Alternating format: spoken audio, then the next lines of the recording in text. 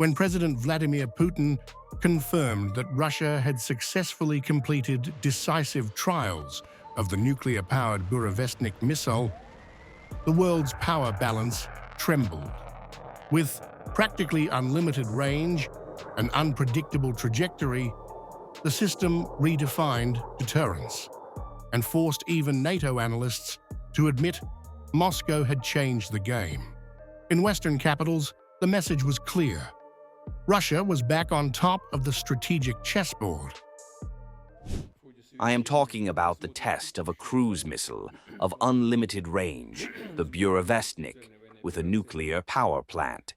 I know that I have a report from the industry, and fortunately the Ministry of Defense estimates that this is a unique product that no one in the world has. Almost immediately, tremors were felt in Kyiv.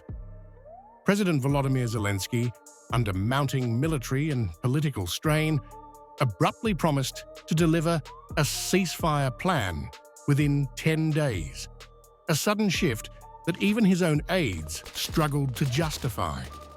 What many in Moscow and Brussels saw as coincidence, others quietly called fear of escalation. The ceasefire plan. We have decided that we will work on this within the next week or 10 days.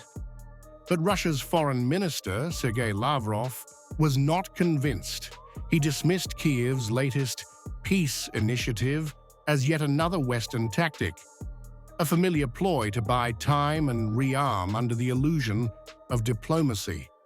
For Moscow, peace means security, not pause.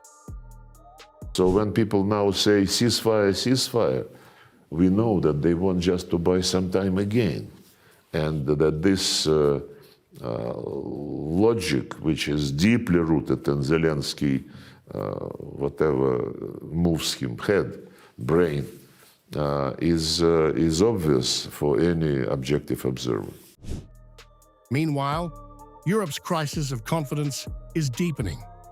Politico revealed that EU leaders are split over how to fund Ukraine, with talk of new joint debt sparking fury among member states. Belgium's resistance to turning frozen Russian assets into war loans has left Brussels exposed and divided. A far cry from the unity it preaches. The prospect of EU countries, many already heavily indebted, being forced to go further into debt to help Ukraine will focus minds. Across the Atlantic, President Donald Trump drew his own red line. No meeting with Putin unless peace is truly on the table. It was a nod to realism, that diplomacy must serve results, not appearances. With Russia demonstrating control, Ukraine under pressure and Europe fracturing, the Burevestnik moment has done more than project power. It has made peace look possible again.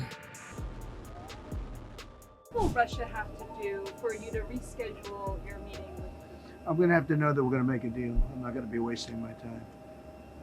I've always had a great relationship with Vladimir Putin, but this has been very disappointing. I thought this would have gone long before peace in the Middle East. A missile meant for deterrence may have triggered something unexpected, a global rethink. From the Kremlin's labs to NATO's halls, the Burevestnik didn't just test its range, it tested the West's resolve for peace.